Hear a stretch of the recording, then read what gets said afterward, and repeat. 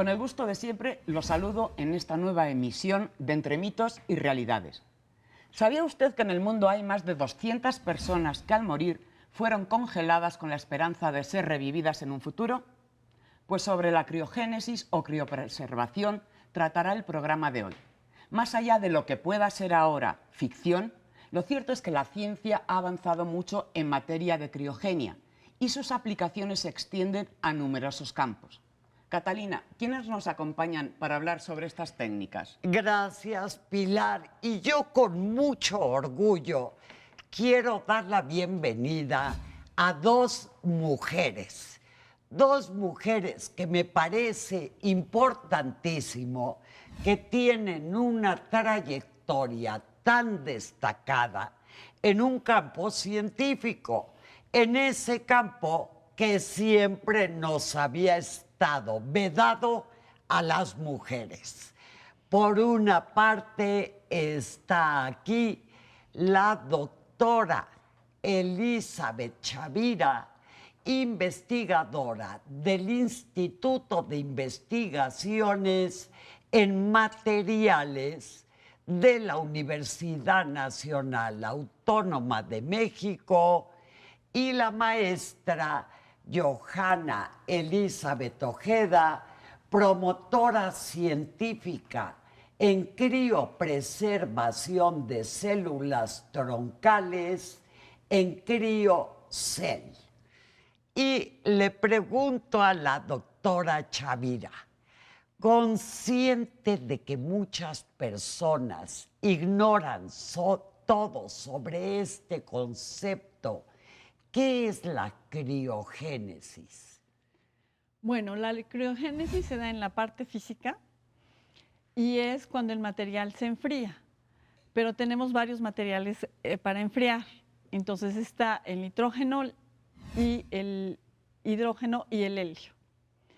Entonces, dependiendo de a qué material vas a aplicar esta parte de la criogenia, son las aplicaciones.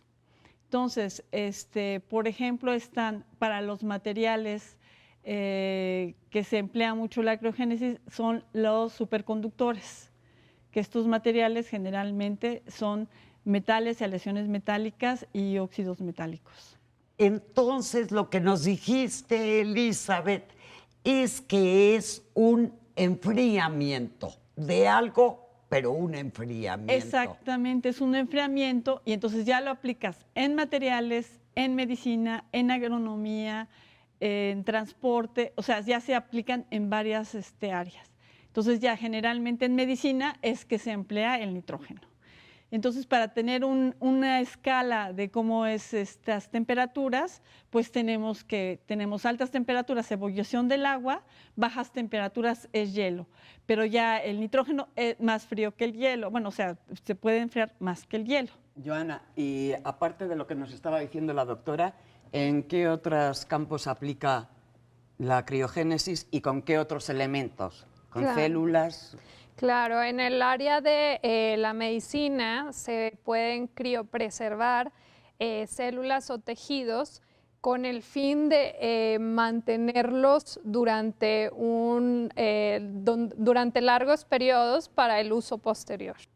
Y en ese sentido, Elizabeth, tú te dedicas básicamente a materiales. Exactamente. ¿Y cómo para qué sirve?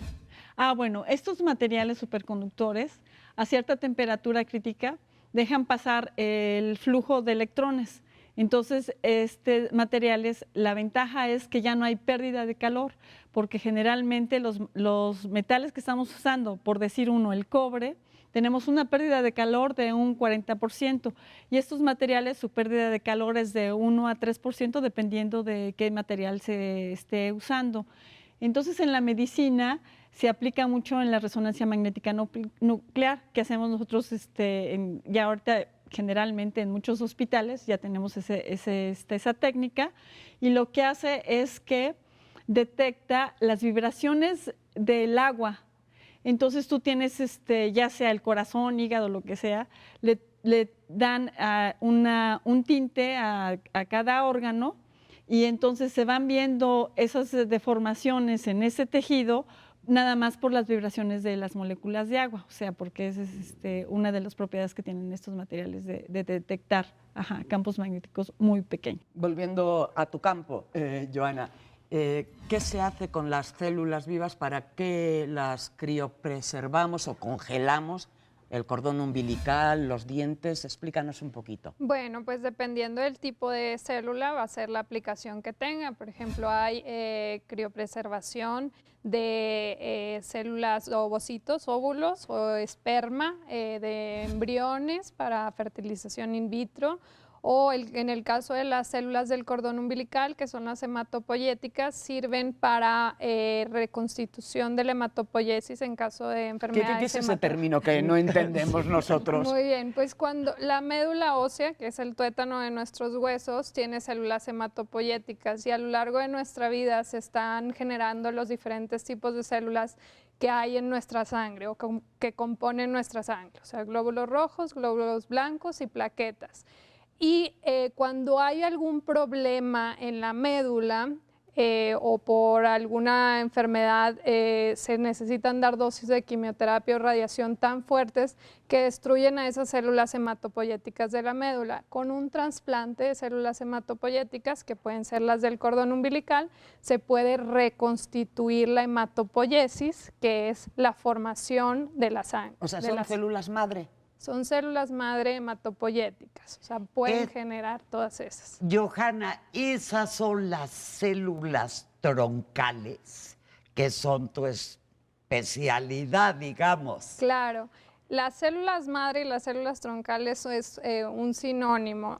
Comercialmente se les conoce como células madre, en la literatura científica son células troncales o progenitores. Y Elizabeth, en ese sentido, lo que acabas de comentar de la resonancia magnética es un avance maravilloso para la medicina. Sí, exactamente. Ya estos equipos, por eso se han ya especializado más para que puedan detectar, como les decía, ¿no?, campos magnéticos muy pequeños, y uno es la vibración de las moléculas del agua en los organismos vivos. ¿Cómo nace la criogenia? La criogenia nace, bueno, yo la sé, la parte física, técnica, es que empiezan a enfriar, o sea, a condensar. El aire que nosotros respiramos se comprime, entonces se comprime a tal grado que tú puedes obtener el nitrógeno y el helio líquido. Entonces, pero yo me refería un poco, Elizabeth, a la historia. En 1910 se comprimen el helio, ya lo hacen líquido, y entonces está Kermit Ons, que hace las mediciones de varios metales, y entonces en el metal del plomo observa, y del mercurio, y bueno, varios metales, observa que rápidamente cae la temperatura crítica, y entonces a ese le da el nombre de superconductividad. Entonces ya nacen esos tipos de materiales. También observa Messner y Oschenfeld que estos materiales repelen el campo magnético. Entonces son las dos propiedades de estos materiales superconductores. Joana, ¿durante cuánto tiempo se pueden mantener congeladas las células? También depende del tipo de célula o tejido que se esté congelando o criopreservando. En el caso de las células hematopoyéticas hay estudios que han avalado hasta 23.5 años y las células siguen viables y siguen expresando las proteínas o los marcadores que se llaman, que las hacen tener las propiedades o funciones que tienen. Pero, por ejemplo, si son embriones, el tiempo no es el mismo y ahí varía mucho el tipo de tejido y el proceso que se utilizó para congelarlos. O sea, ¿los embriones cuánto tiempo se tardan en ser congelados o hay que congelarlos para que sean viables? ¿Y cuánto tiempo pueden estar guardados? ¿Cuánto tiempo pueden estar guardados? En teoría podrían estar guardados indefinidamente, pero no se guardan indefinidamente. Hay un tiempo que se les informa en las clínicas de fertilización, se les informa cuánto tiempo van a poder tener guardados esos embriones. Ahora, hay un tiempo antes que son entre 5 o 6 días que pueden estar esos embriones en lo que se va formando las células del embrión, en que lo que se tardan en llevarlos después a congelarlos. Por un lado, Elizabeth, Ajá, sí. como que gran adelanto en todas estas cuestiones de instrumentos médicos que facilitan la detección de enfermedades. Y por otro, esta cuestión de la que habla Johanna, que es un poco como de ciencia ficción, ¿no? Esto actualmente, que por todos lados aparecen estos embriones, estas células que la gente congela, no es como que sacan mucho de onda a la humanidad con este tipo de cuestiones. No, no sacan, o sea, no sale de contexto, porque lo que pasa es que para la parte médica, yo tengo entendido, se usa mucho el nitrógeno. Ujú. Entonces ya es un material que lo puedes obtener, diremos, fácilmente, aunque todavía es caro, ¿no? Pero ya con este material del nitrógeno ya se usa para pues, vegetales. Ajá. Entonces está la conservación de alimentos y ya después está la conservación de lo que trabaja Joan, que es lo que de se utilizan las técnicas células. de reproducción asistida, están con óvulos congelados, ¿no? Y esperma congelado, o sea, es algo que se viene utilizando desde hace ya muchos años, ¿no? Claro, y tiene una base científica, no es nada más lo congelo y espero que después lo pueda descongelar y que siga vivo. Debajo de menos 130 grados centígrados, lo que pasa es que la actividad biológica se suspende. Las enzimas, que son las proteínas que pudieran degradar a las células, dejan de funcionar. Por lo tanto, esas células se pueden quedar ahí sin tener que estarse alimentando, sin estar produciendo energía o reproduciéndose, que es lo que normalmente las células hacen. Un poco con lo que decía Catalina, pero desde otro punto de vista. ¿Hay en algún momento en que se junte la especialidad tuya con la tuya o que colaboren o demás? Porque si no parece que estamos de un lado Exacto. al otro y no llegamos a una interconexión. No, sí hay la conexión, yo la veo en el sentido de que en la parte física, bueno, diríamos física, de los detectores para baja temperatura, la parte de cómo vas a preservar el nitrógeno líquido para que se preserve eso. Entonces, esa es la parte técnica, ¿no? Uh-huh.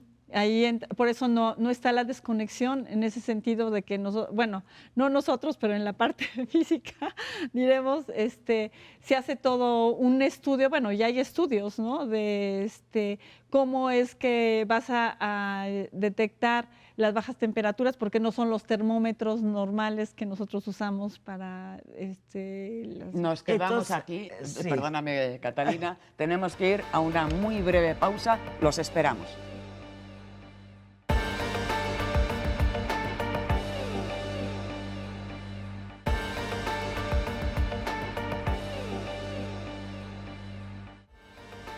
De regreso con este interesantísimo tema, pero que comentábamos en esta pequeña pausa, que parecía que estaban hablando de dos cosas completamente distintas.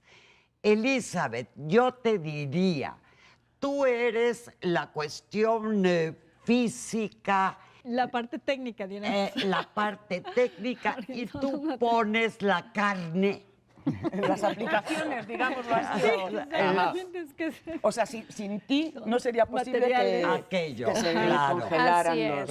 Así es. Y de hecho hay una rama que se llama ingeniería de tejidos, en la que se usan los materiales para como una matriz para ahí sembrar las células, y gracias a las propiedades de esos materiales que pueden variar conforme a la temperatura o conforme ciertas propiedades mecánicas, a las células les puede inducir que se diferencien hacia otro tipo de células o que generen ciertas funciones en el cuerpo. Entonces no estamos para nada separadas. Hablando de cosas distintas. Ajá, exacto.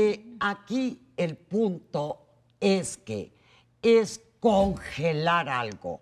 Y comentaba Pilar hace un rato que efectivamente en el mundo hay 200, yo les voy a llamar cadáveres, cuerpos muertos, congelados.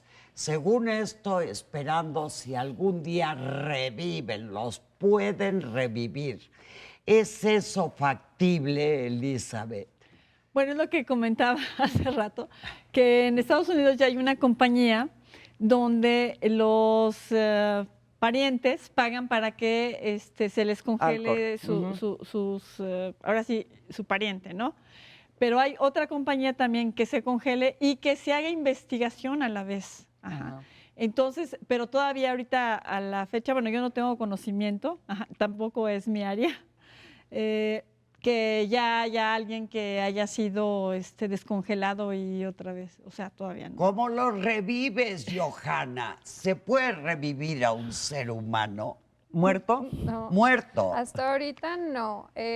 Aquí la cuestión va a ser que de que se puedan congelar, se pueden congelar. La cuestión es, estamos hechos o conformados de diferentes tipos de órganos y tejidos, y cada uno tiene diferentes tipos de células. Y lo que les comentaba ahorita, cada tipo de célula tiene su curva de congelación para poderla regresar a que esté viva, o que por lo menos pudiera estar viva. Entonces, si es un cuerpo completo, ¿cómo vamos a hacer que todas esas diferentes curvas de congelación se hagan en cada tejido, ¿no? Además de esto, para poder congelar células es necesario un crioprotector, que es una sustancia que ayuda a que a la hora que baje de cero la temperatura y que el agua empiece a formar cristales, no lo haga, ¿no? Entonces previene que los cristales se formen y que esos cristales rompan las células, que una vez rotas, pues ya no se puede recuperar esa membrana o esa célula para poderla mantener viva. Es una especie de momificación como las momias egipcias.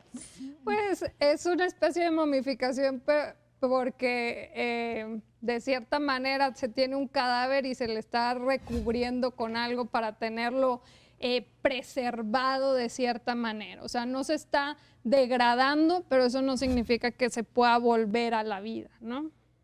Claro.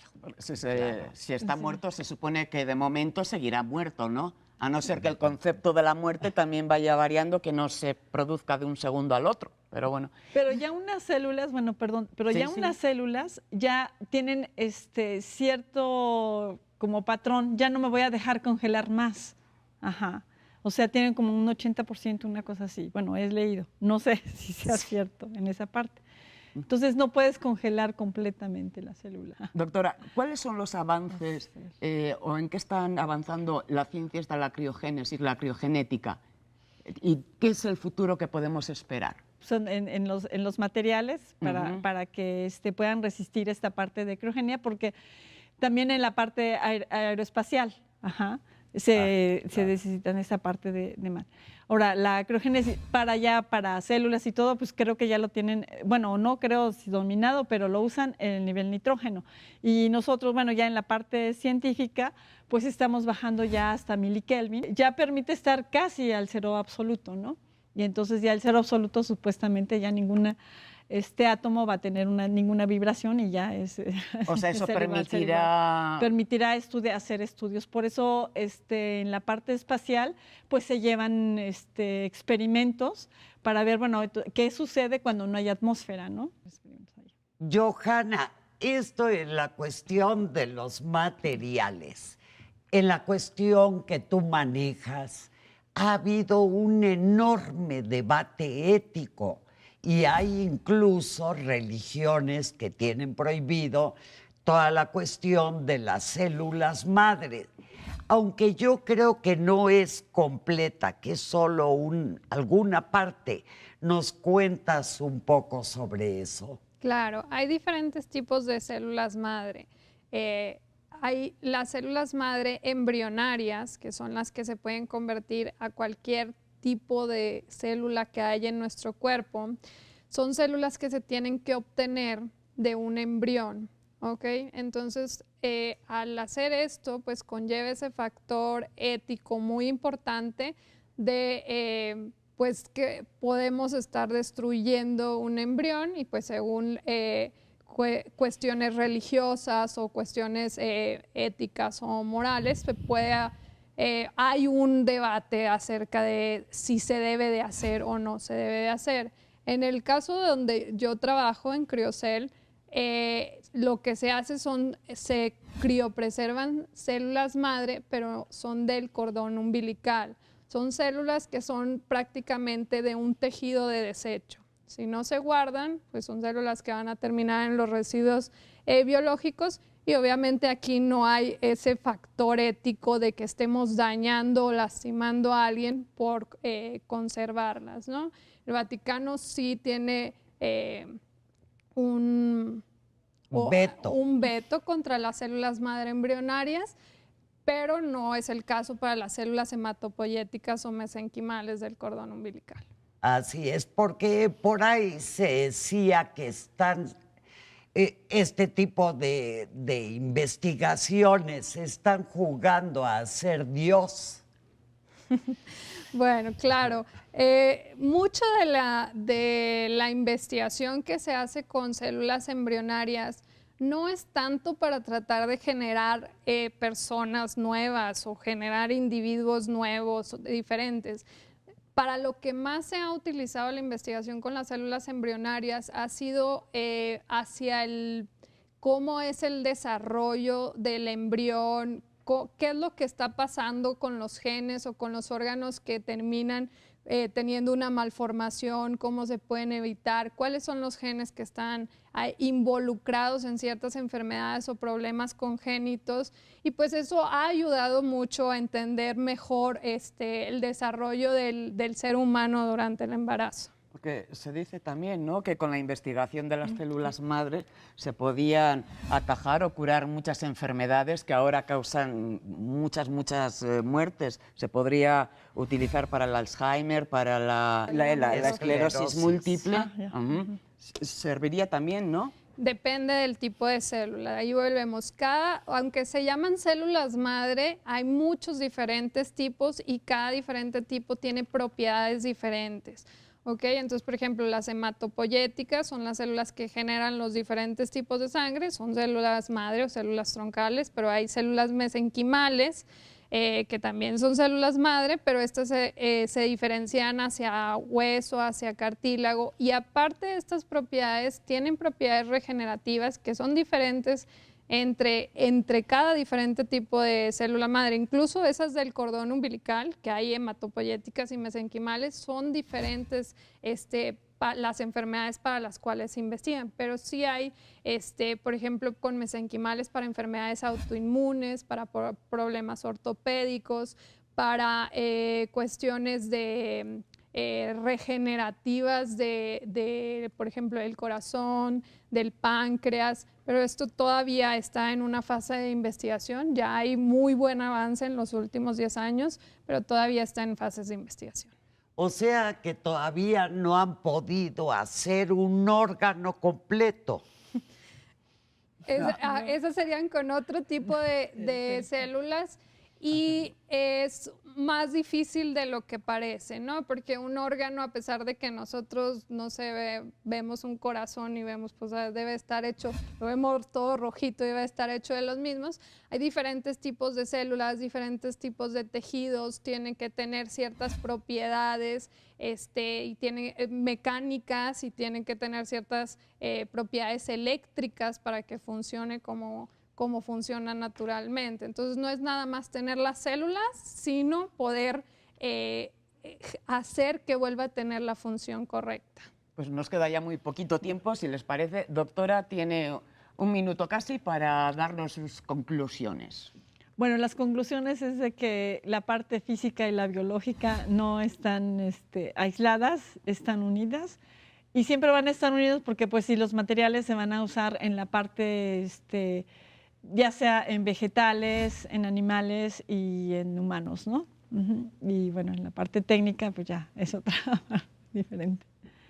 Joana. Bueno, pues que la criopreservación de los tejidos biológicos es algo importante, pero también pues tiene sus limitantes, ¿no? Hay que saber que no se puede, no porque nosotros lo metamos al congelador significa que estamos criopreservando algo y que va a poder seguir vivo después. Y hay procesos especializados que se deben de seguir para poder tener unas células o tejidos de buena calidad al momento de descongelarlos. Pues gracias a nuestras invitadas por ayudarnos a saciar parte de nuestra curiosidad en temas como este, donde lo imposible cada día rompe nuevas barreras. Y gracias, por supuesto, a usted que nos acompaña y nos hace llegar sus comentarios. Lo esperamos la próxima semana en Entre Mitos y Realidades.